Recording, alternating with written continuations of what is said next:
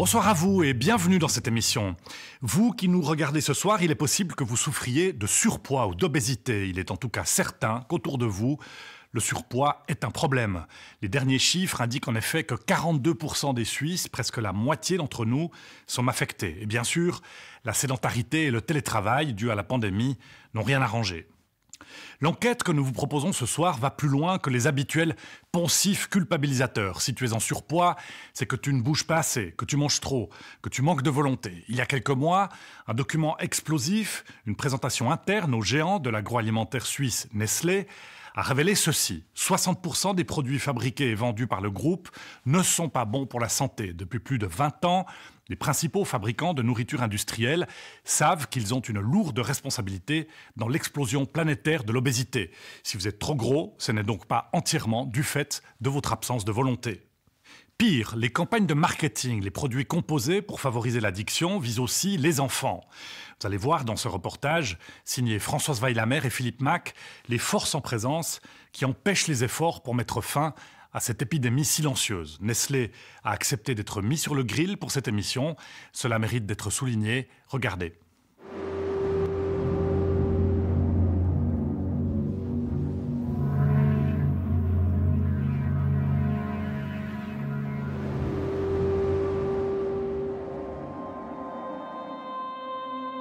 À partir de 13 ans, je commençais à me nourrir de paquets de chips qui traînaient, des pâtisseries, des biscuits. Je me mettais devant la télé et petit à petit, j'ai commencé à manger plus. Il y avait aussi beaucoup de publicités qui me montraient des trucs qui avaient l'air super bons, donc j'avais besoin de tout essayer. L'époque où j'étais à l'école, j'étais pas mal critiquée par rapport à mon poids. J'étais en colère contre moi-même, me dire mais pourquoi moi je prends autant de poids ? Pourquoi je suis si moche ? Pourquoi les gens me considèrent comme un monstre ? Pourquoi je me fais insulter dans la rue par des gens que je connais même pas, simplement à cause de mon physique ? Je m'en voulais énormément de prendre autant de poids et pas réussi à le perdre. Ça avait l'air pourtant tellement facile quand on regarde des films où des gens arrivent à perdre beaucoup de poids. Mais dans la réalité, c'est pas comme dans un film. Carole a 34 ans aujourd'hui. Elle vit dans la région lausannoise. Dès son adolescence, elle se nourrit surtout de sandwichs, de snacks, de produits vite achetés, vite dévorés et de boissons sucrées. En 2 mots, de la junk food. Plus je mangeais, plus je me sentais mal, plus j'avais des problèmes avec le regard des autres. Et plus je remangeais pour me sentir bien, chaque fois, c'était une boucle infernale où j'arrivais pas à sortir. Puis les doses commençaient à augmenter de plus en plus. Des choses plus sucrées ou plus salées ou qui ont plus de goût. Je perdais le contrôle petit à petit.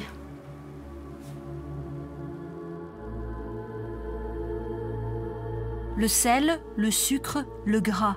Les 3 ingrédients qui rendent les produits alimentaires irrésistibles. Des ingrédients calibrés au gramme près dans les laboratoires de l'industrie alimentaire du monde entier. L'un des meilleurs connaisseurs de cette industrie nous dévoile les stratégies du Big Food, les géants de l'alimentaire. Ces 3 ingrédients sont très puissants. Il y a le sel, qui provoque ce qu'ils appellent une explosion de saveur. Il est par exemple à la surface de chips ou de snacks. C'est la première chose qui vient toucher la langue. Il y a aussi le gras, parce qu'il apporte cette sensation en bouche. Vous savez, quand vous mordez dans un sandwich au fromage tout juste grillé. Et puis probablement l'ingrédient le plus puissant des 3, c'est le sucre, que la plupart d'entre nous aimons déjà, juste par instinct. Et donc l'industrie a conçu ce qu'elle appelle le point de félicité, déclenché par la quantité parfaite de sucre dans ses produits, ni trop peu, pour optimiser ses produits. Pour son livre, le journaliste d'investigation a enquêté pendant 10 ans dans les entrailles du Big Food sur la fabrication des produits transformés. Au début, j'ai résisté à l'idée de qualifier leurs produits d'addictifs. Parce qu'il me semblait insensé de comparer des biscuits Oreo à de l'héroïne. Cela semblait ridicule. Mais plusieurs éléments m'ont fait changer d'avis. Et je suis maintenant convaincu qu'à certains égards, ces produits alimentaires sont encore plus problématiques pour nous que le tabac, l'alcool, voire certains types de drogues. Car oui, aujourd'hui, les preuves s'accumulent contre ces produits ultra transformés par l'industrie, des produits directement liés à l'explosion de l'obésité et du surpoids dans le monde.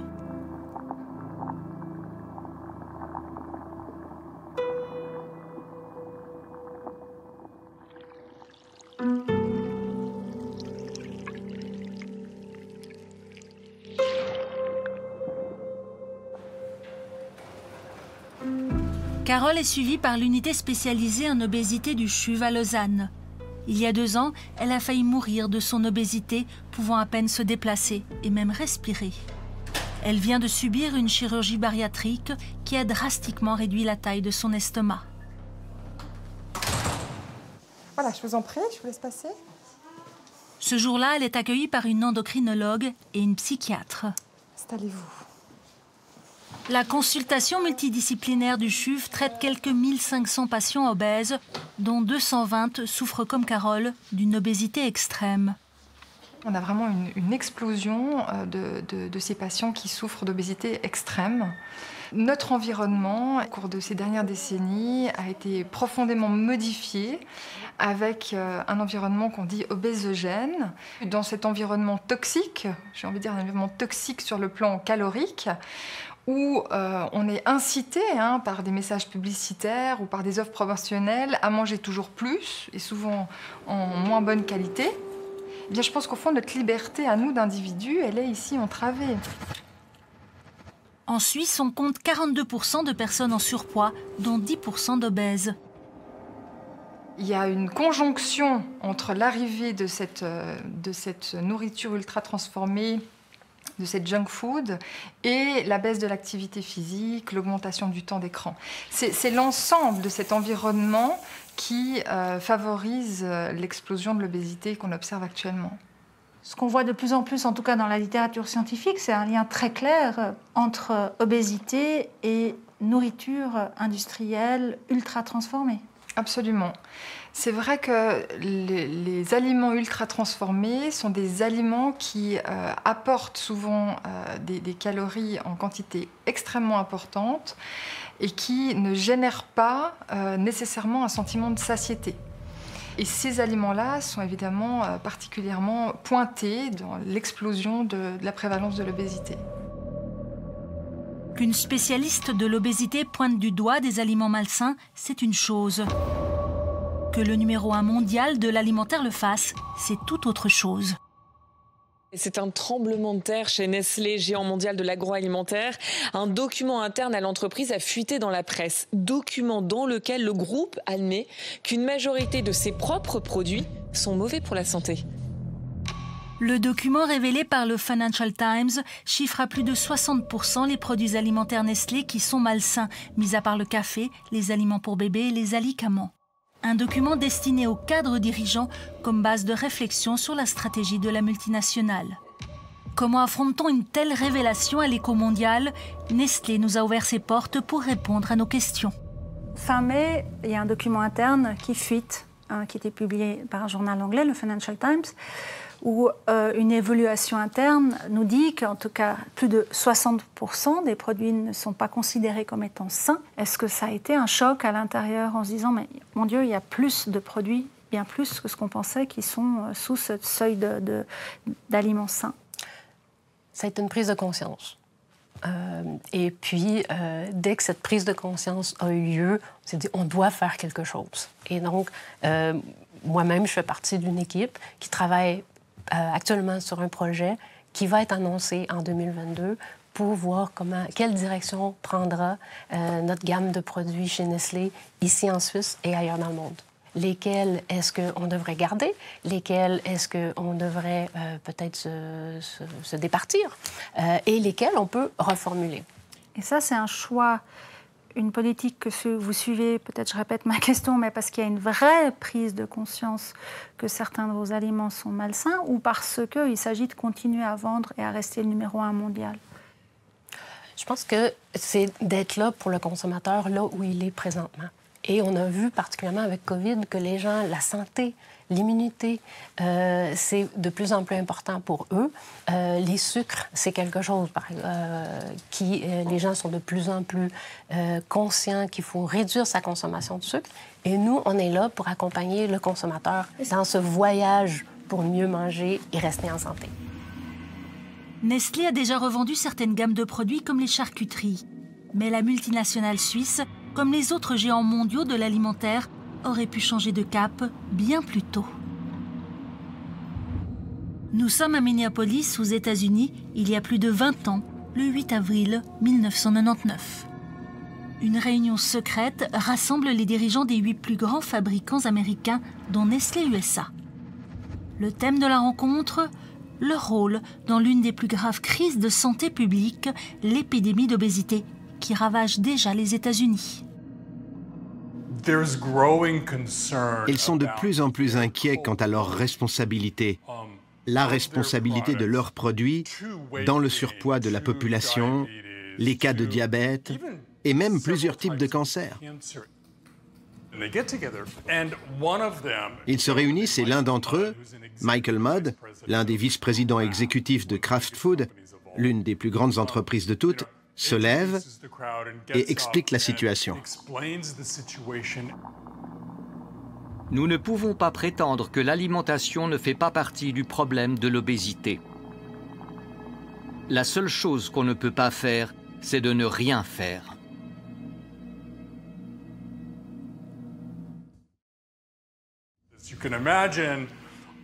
Comme vous pouvez l'imaginer, son discours n'est pas bien reçu par les dirigeants de ces entreprises alimentaires. L'un d'entre eux se lève à son tour et il est visiblement en colère. Il n'est pas question, dit-il, de toucher aux joyaux de la couronne, en faisant référence à leurs puissants ingrédients comme le sel, le sucre, le gras, si cela diminue l'attractivité de nos produits et donc nos ventes.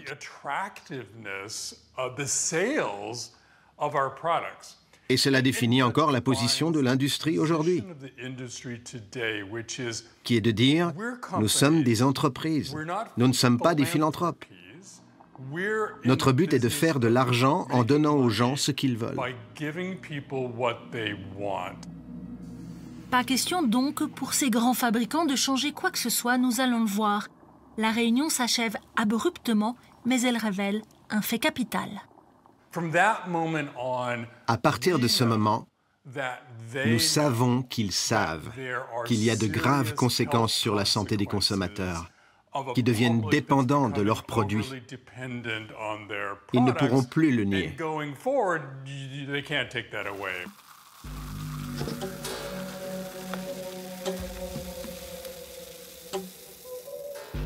Et rien n'arrête l'épidémie d'obésité, comme le montre cette carte d'un site spécialisé. Non seulement il y a prise de poids dans la population mondiale, mais il y a de plus en plus d'obésité sévère en rouge foncé sur la carte. L'un des pays les plus touchés, c'est le Mexique.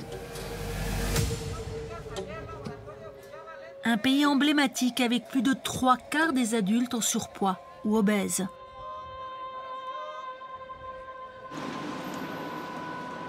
Et avec l'un des taux d'obésité infantile les plus élevés au monde.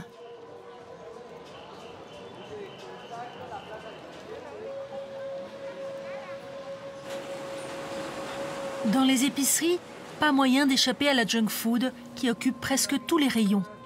Toutes les couches de la population sont touchées par le fléau de l'obésité, comme Rogelio, qui se nourrit principalement de snacks, de chips, de boissons sucrées.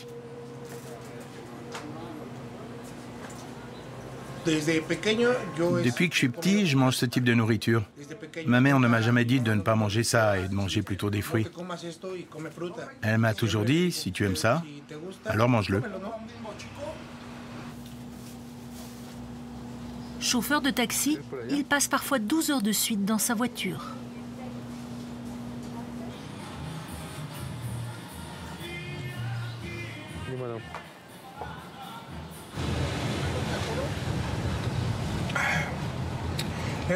C'est super bon. Et comme ça, je peux continuer à travailler. Je mange et je peux enchaîner les courses sans devoir m'arrêter pour me nourrir.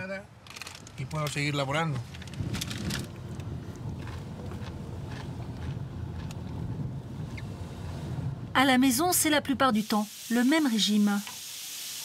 Des aliments gras, vite préparés, bon marché, accompagnés de soda. Il a 2 enfants, une fille adolescente et un petit garçon. Je vais vous montrer des photos où j'étais un peu obèse. Là, je suis avec mon fils. Ici, je pesais environ 120 kilos. Et sur cette photo, je pesais 126 kilos. Est-ce que vous souffriez avec tout ce poids? Oui, la vérité est que je souffrais vraiment. Dans ces moments-là, tu n'as même plus envie de sortir, d'aller te promener, parce que tu es essoufflé. Tu t'essouffles vraiment beaucoup. Pour être honnête, la seule chose que je faisais, c'est d'être couché et de manger, manger et manger. Et depuis, j'ai essayé de perdre un peu de poids pour vivre plus longtemps.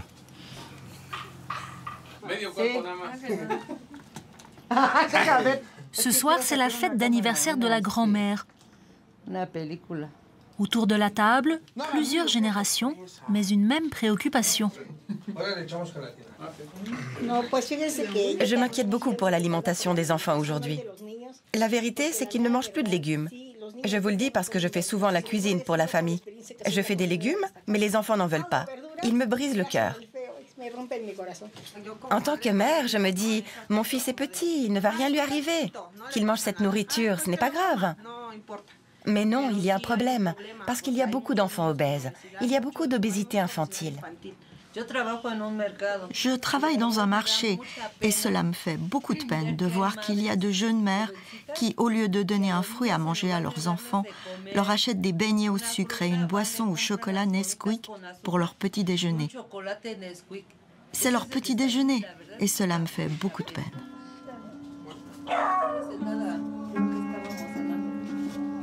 La lutte contre l'obésité est bien sûr une priorité du gouvernement actuel. L'un de ses membres les plus actifs dans ce combat, c'est Hugo López-Gatell, médecin, proche du président et ministre adjoint de la Santé. Environ un tiers des personnes qui meurent chaque année au Mexique, depuis 15 ans au moins, un tiers des décès est causé par la mauvaise alimentation. Notamment l'excès de sucre, de calories, de graisse et de sel. Cela n'a pas toujours été comme ça, contrairement à ce que l'on pourrait croire. En 1980, le Mexique comptait à peine 7% d'obèses. Aujourd'hui, ils sont 5 fois plus.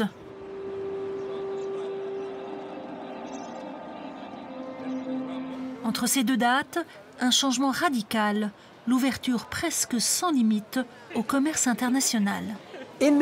Au Mexique, dans les années 80, il y a eu un processus très caractéristique de transformation du régime économique et social vers le néolibéralisme et vers la déréglementation économique. Et en parallèle, la protection que l'État assurait contre les risques sanitaires a elle aussi été démantelée. Les conséquences de tout cela ont commencé à se voir clairement quelques années après le début de ce processus. Nous avons commencé à constater une augmentation du poids des personnes et avec un temps de latence de plus ou moins 10 à 15 ans, nous avons vu apparaître des maladies chroniques comme l'hypertension, le diabète, le surpoids, l'obésité, les cancers, etc. La bascule, c'est la signature des accords de libre-échange en 1994 avec les États-Unis et le Canada. Les produits américains inondent le marché mexicain, des produits transformés et bon marché qui remplacent l'alimentation traditionnelle. Les boissons sucrées, Coca-Cola en tête, sont le symbole de ce désastre. Leur consommation a explosé, 163 litres par an et par habitant. On sait qu'il s'agit de produits qui ne sont pas sains. C'est pourquoi, au cours de l'année passée, je les ai qualifiés de poison en bouteille. Et je continue à les appeler du poison en bouteille. Face au fléau, il fallait agir. Le Mexique a réussi à faire passer 3 mesures essentielles. Une taxe sur le sucre en 2014, plus récemment la restriction de la pub pour enfants, et un étiquetage d'avertissement sur le devant des produits, comme sur les paquets de cigarettes. Ce sont des organisations de consommateurs, des médecins, des associations de la société civile, comme celle de Doré Castillo, qui ont fait pression pour ces mesures. Aujourd'hui, les fabricants sont obligés de déclarer si leurs produits contiennent un excès de sucre, un excès de calories, de graisses saturées, de graisses trans ou de sel. Il s'agit d'une mesure fondamentale pour lutter contre le surpoids et l'obésité et prévenir les maladies non transmissibles. Il faut aussi savoir que pour éviter ces étiquettes, beaucoup de marques ont modifié la recette de leurs produits pour, par exemple, réduire la quantité de sucre. À cela s'ajoutent les restrictions de marketing sur les produits pour enfants, à l'exemple de ces céréales sans mascotte. Les fabricants ont dû retirer les tigres sur ces boîtes. Sur d'autres, c'était un éléphant ou un toucan. En fait, il s'agit de toutes ces images qui s'impriment dans la mémoire de nombreux enfants et qui sont une stratégie marketing pour encourager la consommation et assurer la fidélité à la marque. C'est une grande réussite que de voir ces étiquettes et ces emballages dans la vie quotidienne pour aider les gens à prendre des décisions. Mais c'était une bataille très difficile, comme toutes les batailles qui ont été livrées dans ce pays pour protéger la santé des Mexicains et des Mexicaines. Les fabricants alimentaires ont lancé une action en justice pour s'opposer à ces avertissements, mais sans succès. Étrangement, ils estiment qu'avec ces étiquettes, les consommateurs perdent la capacité de comparer les produits et de sélectionner les portions pour maintenir un régime sain. Je trouve scandaleux que les entreprises de l'industrie alimentaire, qu'elles soient multinationales, internationales ou mexicaines, aient un tel niveau d'indifférence face à cette souffrance humaine. Il y a là un phénomène, je dirais, de mépris du public. Les dirigeants de ces entreprises, je les ai entendus à maintes reprises lorsqu'ils tentent d'approcher le gouvernement pour rechercher un dialogue, alors qu'en réalité, ils ont d'autres intentions, des tactiques dilatoires, des dynamiques de désinformation, cherchant à gagner du temps pour continuer à faire fortune, malgré le fait qu'ils savent, parce que bien sûr, ils le savent, qu'ils tuent des gens, surtout des mineurs. Nous avons contacté les plus grands fabricants et distributeurs mexicains pour qu'ils répondent à ces graves accusations, mais aucun n'a accepté nos demandes répétées d'interview.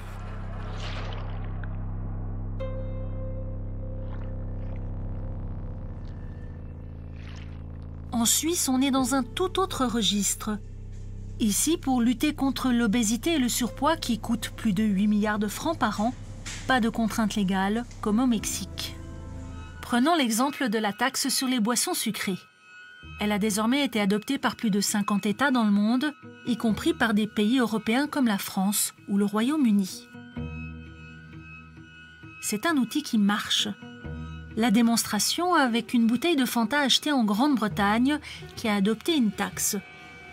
Le sucre est remplacé en partie par des édulcorants et la bouteille ne contient plus que 4,6 grammes de sucre par décilitre. La même bouteille vendue en Suisse contient, elle, 10,3 grammes, soit plus du double de sucre. Oui, vous avez raison, 4,6 grammes, alors qu'ici, on est à 10,3 grammes. Aujourd'hui, le consommateur peine à savoir si ce qu'il consomme est sain. Le sucre s'appelle de 15 manières différentes, on n'arrive jamais à savoir quelle est sa réelle teneur. Il y a énormément d'outils marketing qui me permettent de le cacher. Et ça, je trouve que ce n'est pas juste et que l'État a une responsabilité et un rôle à jouer à ce niveau-là. Delphine Bachmann est l'une des députées à l'origine d'une initiative que le canton de Genève vient de déposer au Parlement fédéral. Une initiative qui demande une taxe pour limiter la teneur en sucre des boissons et des aliments transformés. Il faut savoir une chose, c'est que l'industrie, elle sait très bien que les produits sont malsains. Elle sait très bien qu'elle est en train de cacher du sucre dans beaucoup de produits. Mais elle a peur de perdre le consommateur puisqu'elle l'a habitué à ça. Donc ils sont dans une démarche où ils n'ont pas du tout envie d'être transparents. Et donc, il faut une action politique. Elle a d'ailleurs commencé à émerger dans un certain nombre de cantons. Donc moi, ce que j'espère, c'est que le cumul de toutes ces petites actions politiques pousse nos autorités à l'action, mais aussi permettent au fur et à mesure de sensibiliser le consommateur, de sensibiliser la population à ces thématiques pour arriver à un changement. Ces dernières années, on ne compte plus les interpellations, motions, postulats pour demander une intervention de l'État, mais sans succès. Par exemple, la restriction du marketing ciblant les enfants refusée en 2013. En 2018, le Parlement balaie l'initiative du canton de Neuchâtel demandant une taxe sur les sucres ajoutés. Pourquoi ces échecs? L'explication de Sophie Michaud-Gigon, secrétaire générale de la Fédération romande des consommateurs et députée verte au Conseil national. Par idéologie, une majorité de ce Parlement ne veut pas de régulation pour l'économie. Voilà. Donc ça, c'est le premier point. Et puis le deuxième point, c'est quand même la présence aussi de lobbies qui sont liés à la production et à la transformation du sucre, à l'agro-industrie. Il y a une certaine proximité avec les parlementaires. Les lobbies, c'est utile aussi parce qu'il y a de l'expertise, il y a de l'information. Mais quand c'est un intérêt sectoriel qui prend le pas, alors que là, l'impact en termes de santé publique, de finances publiques est énorme, là, c'est plus OK. Nous lui présentons le Fanta suisse, 2 fois plus sucré que le britannique, et aussi un rapport récent de la Banque mondiale qui étudie l'impact des taxes sur le sucre.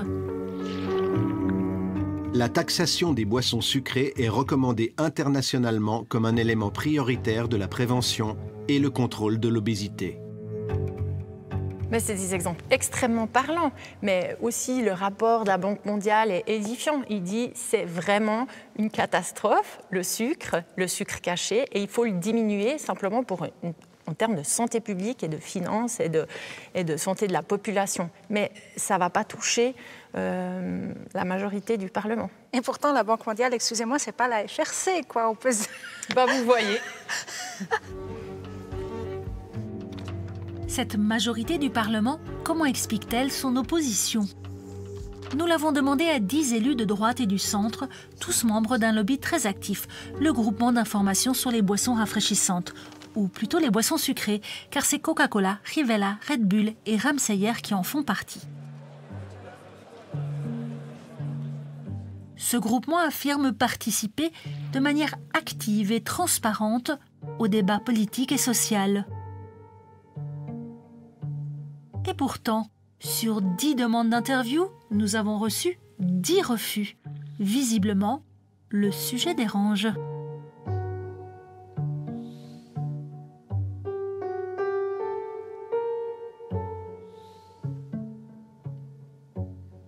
Refus également d'Isabelle Moret, élue PLR et présidente de la FIAL, la Fédération des industries alimentaires suisses.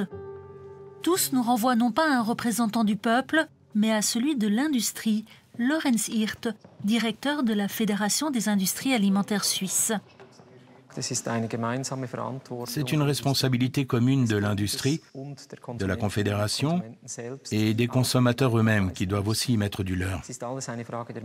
En fait, tout est question de quantité.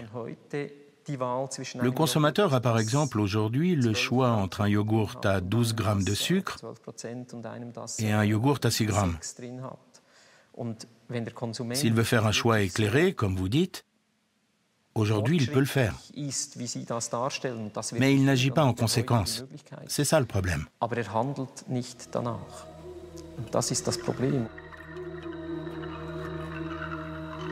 Faire un choix éclairé, ce n'est pas si simple dans notre quotidien de consommateur façonné par la publicité. Nous allons le voir dans cette école genevoise. Cette exposition apprend aux enfants les teneurs en graisse grâce à ces petites fioles et les teneurs en sucre des produits transformés. Ici, les aliments à bannir. De l'autre côté de la table, des aliments sains. Ce sont ces aliments qui sont autorisés à la récréation, pas des chips ou des sodas. Et ça marche. Les gamelles, ça ressemble à cela, à l'école des Ranches, à Vernier. Est-ce que tu peux nous dire ce que tu as amené, du coup, pour ceux qui ne voient pas? Qu'est-ce que... Seul le canton de Genève et seul un tiers des écoles genevoises appliquent ce programme, 15 ans après sa création par la diététicienne Sidonie Fabi. Le comportement alimentaire est quelque chose qui se construit dans la petite enfance et dans la jeune enfance. Donc avant 10 ans, on dit, c'est là où se forment la plupart des habitudes. L'industrie agroalimentaire a très très bien compris ça. Donc met en place un marketing extrêmement agressif vis-à-vis des jeunes enfants pour les habituer à cette alimentation ultra transformée, à tous ces petits goûters emballés. Alors, tu as une question, dis-moi. Oui, j'ai une question en fait. Pourquoi les entreprises, par exemple, genre marketing, qui font des trucs sucrés, ils vendent en plus grande quantité alors qu'ils savent que c'est mauvais pour la santé? Est-ce que quelqu'un a une idée, du coup? Oui. Moi, je pense que c'est parce que beaucoup de gens aiment les chocolats et tout ça, et ça va se vendre beaucoup plus vite que si, par exemple, on vendait des fruits et des légumes. Donc, vu que ça se vend bien, en fait, on va en vendre plus. Donc, c'est une question de quoi, finalement? D'argent. Vous vous rendez compte que votre programme, c'est le cauchemar des industries alimentaires? Oui, oui. Mais bon, moi, je travaille pour la santé des jeunes générations, pas pour l'industrie. Donc, ça ne me pose pas de soucis. Mais le combat est loin d'être gagné. Tout à l'heure pour faire les Oreos. Ouais. Si vous êtes dans un magasin, vous avez envie d'acheter quoi de ce qu'il y a sur la table? On y va, dans l'ordre. Kinder Bueno, bonbons, M&M's et des pommes. Vas-y. Moi, j'aurais amené des chips, des gaufres, des bonbons et des M&M's. C'est tout. Pourquoi?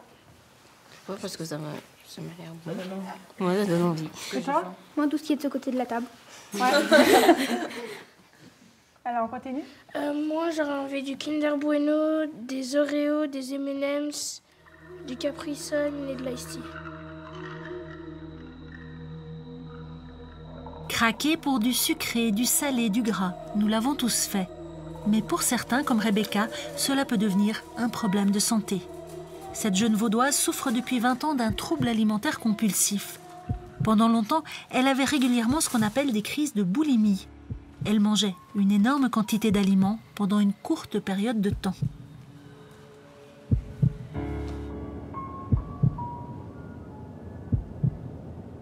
Ça s'est un peu installé comme ça, puis c'est devenu un peu le refuge en fait, quand voilà, il y a des émotions qui me submergent.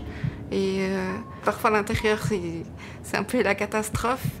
Et pour moi, c'est devenu le moyen de gérer tout ça. Rebecca a fait ses courses pour nous expliquer ces crises boulimiques déclenchées par ses émotions. Un témoignage courageux. C'est des produits que vous allez manger en une fois, si j'ai bien compris?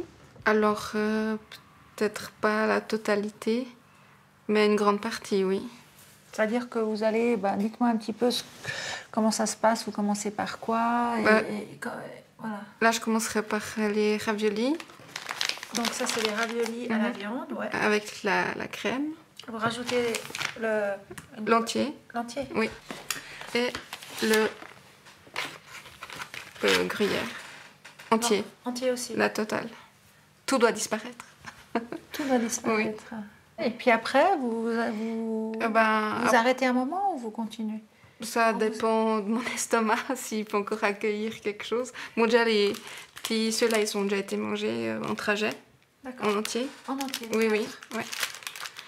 Ensuite, je pense que ce serait plutôt peut-être une ou deux madeleines. Voilà. Après, un paquet de biscuits, l'un ou l'autre, c'est égal, en entier. En entier? Ouais. Hein? Et là, vous vous sentez comment? Ah pas bien. Enfin, les premières bouchées sont toujours bien. Enfin, il y a le goût, le plaisir quand même de manger ces aliments. Au bout d'un moment, il y a plus de plaisir. Dans ces moments-là, c'est pas possible de vous arrêter? Non, c'est vraiment physiquement que je vais m'arrêter.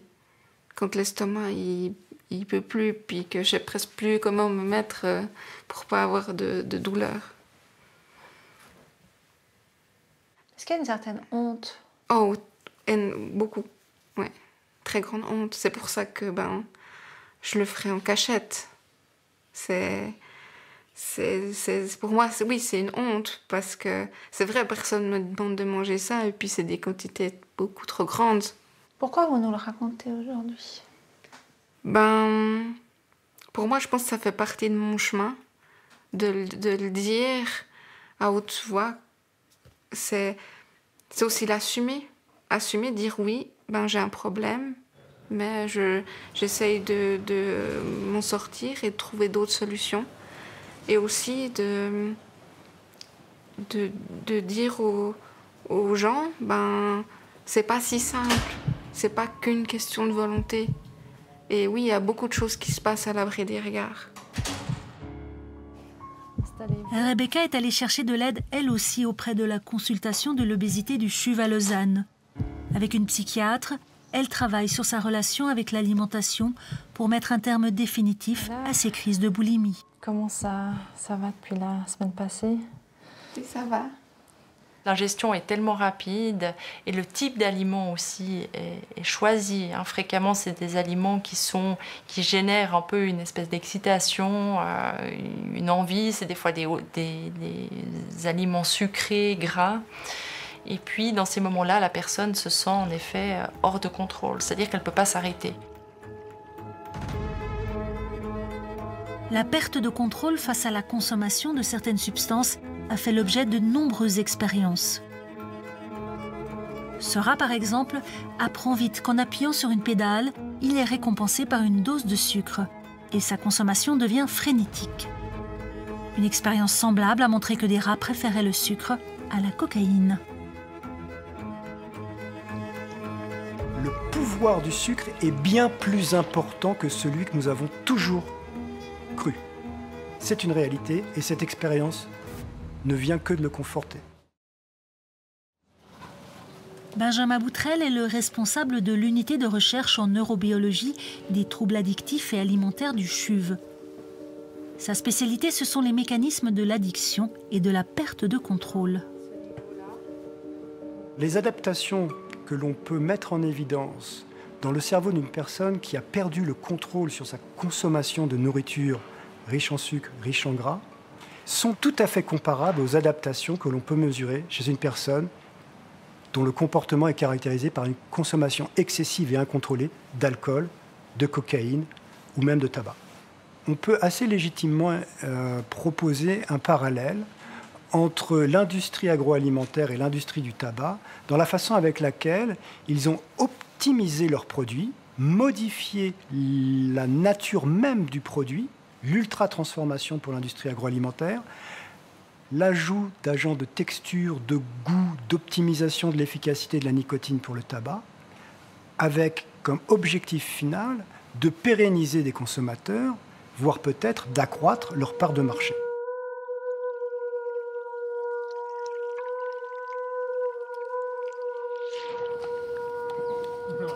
Aux États-Unis, Michael Moss a enquêté au sein même des laboratoires de l'industrie alimentaire pour comprendre comment leurs ingénieurs en technologie alimentaire développent ces produits. L'industrie déteste le mot addiction. Vous ne verrez pas leurs ingénieurs dans leur laboratoire parler entre eux en disant « Comment faire pour rendre ces nouveaux chips plus addictifs ?» Ils inventent d'autres termes pour décrire leurs efforts pour maximiser l'attrait de leurs produits. Ils parlent de créer une sorte d'irrésistibilité. Ou encore, c'est une de mes expressions préférées, de plusitude.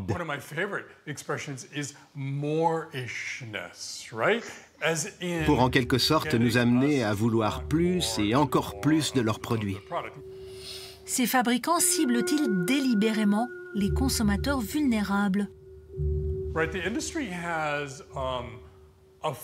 Les industriels ont une formule qu'ils appellent la règle des 80-20, qui est que 20% de leurs clients vont manger 80% de leurs produits. C'est un petit nombre de personnes qui mangent beaucoup. Ils ont un nom pour eux, les consommateurs excessifs. Il les cible par le marketing, sachant que ces personnes, pour des raisons diverses, sont vulnérables à la surconsommation de leurs produits. S'ils se concentrent sur les 20% de leurs clients qui mangent 80% de leurs produits, ils vont maximiser leurs ventes. Que répond Nestlé, le numéro 1 mondial de l'alimentaire? Vise-t-il ces consommateurs excessifs? Pourquoi continuer à vendre des produits évalués comme malsains par Nestlé elle-même? Pendant plus d'1 heure d'interview, nous avons posé et reposé nos questions. La réponse est presque toujours la même. D'abord, chez Nestlé, ce qu'on aime, c'est d'aider les gens à bien manger. Donc, de mieux manger. Bien manger, c'est l'équilibre entre le plaisir et la santé. La philosophie de Nestlé, comme je dis, c'est d'aider les gens, d'aider les consommateurs à bien manger. Donc, allier le plaisir et l'équilibre et la santé. Et c'est pourquoi une compagnie comme Nestlé offre une gamme de produits à prix abordable, à prix nutritif ou des petits produits gourmands qui doivent être consommés en modération. Mais ça, c'est vous qui le dites ici. On sait dans les faits qu'il y a un certain nombre d'utilisateurs ou de consommateurs de vos produits qui sont des consommateurs qu'on appelle heavy users, des consommateurs excessifs. Ceux-là, ils vont être presque accros à vos produits? Pour nous, en fait, c'est pour ça qu'on met en place plusieurs programmes d'éducation. Donc, que ce soit... Mais vous pensez qu'ils sont accros à certains produits?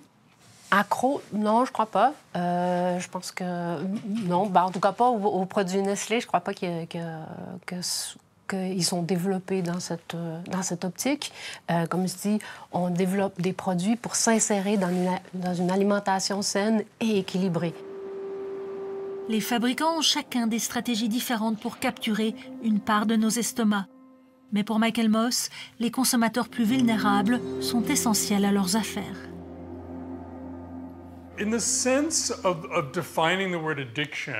Si vous définissez l'addiction comme étant un comportement répétitif que certaines personnes ont du mal à arrêter, je pense que cela correspond parfaitement au business model de l'industrie des aliments transformés. Puisqu'elle passe chaque heure du jour et de la nuit à concevoir et à marketer ses produits d'une manière qui nous pousse non seulement à les aimer, mais à en vouloir toujours plus. Que font nos autorités alors pour protéger la santé des citoyens? Chez nous, rappelez-vous, le Conseil fédéral fait confiance aux industriels. En 2015, Alain Berset signe avec les 10 plus grands fabricants suisses la déclaration de Milan, où ceux-ci s'engagent volontairement à réduire la quantité de sucre dans les yogourts et les céréales du petit déjeuner. La Confédération monitore ces baisses, mais aucun mécanisme de sanction n'est prévu. Mais ce qu'on constate, c'est que la base volontaire n'a pas fonctionné. Si on prend la déclaration de Milan, où ils s'étaient réunis en 2015, je crois, M. Berset était là, etc., ils sont partis en disant « OK, on va faire un effort, on va réduire le sucre dans les produits ». Et puis le résultat, 3 ans plus tard, c'était 3% de sucre en moins dans les yogourts. J'ai envie de vous dire, on n'a pas vraiment sauvé la santé des générations à venir avec ça. Je veux dire, le volontariat aujourd'hui, il ne suffit plus. Et d'ailleurs, ça fait longtemps qu'il ne suffit plus. Et en fait, on a déjà 20 ans de retard en termes de prévention. En d'autres mots, il faut une réglementation, à l'exemple de la taxe sur le sucre, adoptée par plus de 50 pays. Mais c'est un instrument qui manque à notre gendarme sanitaire, l'Office fédéral de la sécurité alimentaire. Pourquoi est-ce que nous, on n'y arrive pas, d'après vous? L'introduction d'une taxe demande un changement de loi, demande une nouvelle loi. Et actuellement, on n'a pas cette possibilité. Le Parlement n'est pas prêt à introduire ou de discuter sur une nouvelle loi. En d'autres termes, on est quand même prisonnier du choix que font un certain nombre de parlementaires qui peuvent refléter les points de vue de l'industrie alimentaire, finalement, et des boissons. Alors ça, là, je ne réponds pas. Moi, quelque part, ça m'inspire le fait que les industries alimentaires et leurs lobbies sont trop puissants par rapport à ce que vous pouvez faire. Là, je ne réponds pas. Ça, je pense, ce sont des questions qu'il faut poser aux parlementaires. Eh bien, imaginez-vous qu'on en a contacté 11 et tous les 11 ont refusé l'interview.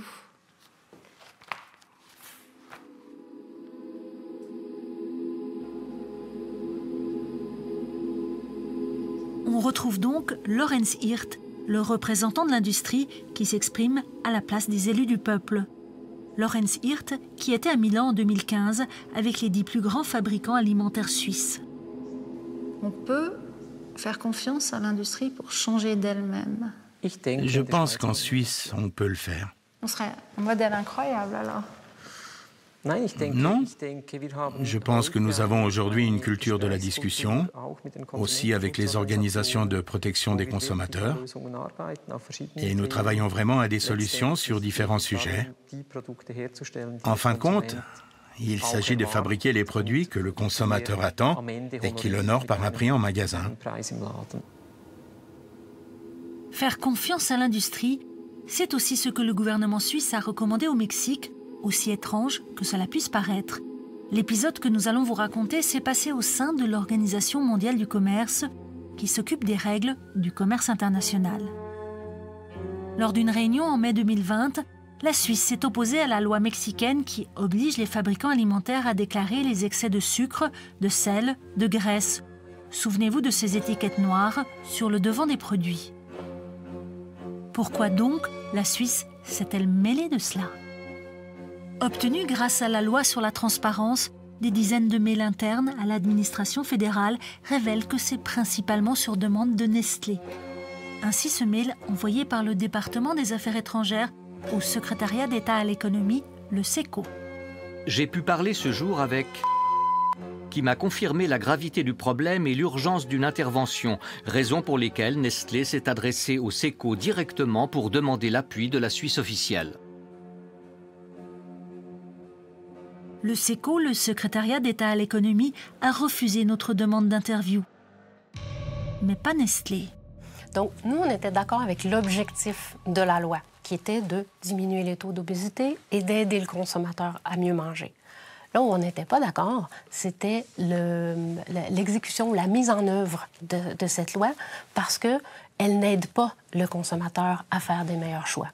L'étiquetage qui était proposé ou qui est proposé au Mexique ne met qu'un système d'alarme, qu'une étiquette d'alarme, et donc n'encourage pas nécessairement le consommateur à faire un meilleur choix. Vous ne pensez pas qu'il faut une alarme quand 76% de la population est en surpoids ou est obèse? C'est le moment de mettre des alarmes. Je pense qu'il faut absolument... vous avez raison, on doit mettre en place des programmes pour réduire l'obésité dans la population, absolument, pour aider le consommateur à faire des meilleurs choix. La multinationale voudrait donc créer des programmes. Ce qui est sûr, c'est qu'elle souhaite bloquer des réglementations. Dans les mails que nous avons obtenus, il y a aussi le mémo que Nestlé a rédigé pour le gouvernement suisse qui détaille les raisons de son opposition. La proposition est trop radicale et restrictive et manque de base scientifique. Les messages d'avertissement sont susceptibles de susciter des craintes inutiles chez les consommateurs. Nous avons soumis le mémo de Nestlé au ministre adjoint de la Santé mexicain. Ma réaction, c'est de rire, mais c'est un rire tragique. Je ris à cause de la grossièreté de cette position très persistante de l'industrie alimentaire. Dans ce cas, une multinationale mondiale très influente. C'est un discours que les entreprises ont construit depuis de nombreuses années. Nous ne sommes donc pas surpris qu'elles cherchent à tromper le public en lui faisant croire que l'étiquetage actuel ne lui rend pas service. Au final, le Mexique a tenu bon et Nestlé a dû se plier à la loi comme les autres fabricants. La multinationale a même amélioré la recette de nombre de ses produits pour éviter les étiquettes noires. Il est compréhensible que les entreprises cherchent à protéger leurs intérêts.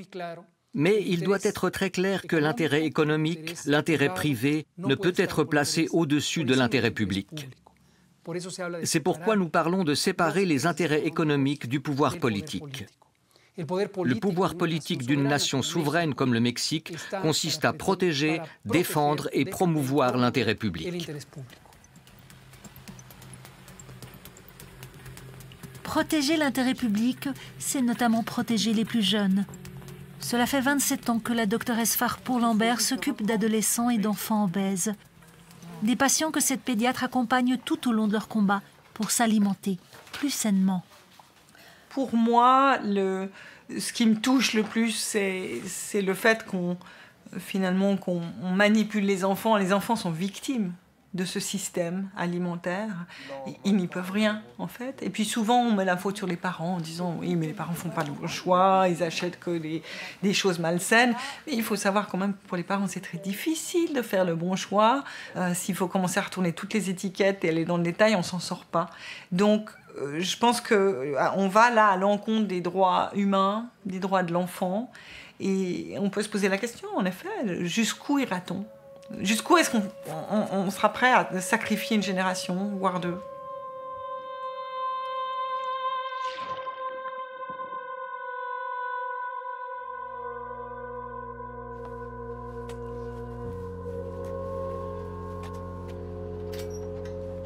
Depuis des années, je regarde plus vraiment les gens. Quand je suis dans la rue, quand je marche, j'ai tellement souffert avec les moqueries, les regards, les insultes, que je me suis enfermée dans ma petite bulle. Et des fois, je me considère même pas comme une personne. Je suis quelque chose de laid, c'est tout. Si vous n'aviez pas eu vos enfants? Je serais déjà morte à l'heure qu'il est. Je me serais complètement laissée aller, puis je m'aimais pas assez pour avoir envie de m'en sortir. Là, je l'ai fait uniquement pour mes enfants, je les aime, et puis je veux qu'ils aient une maman normale.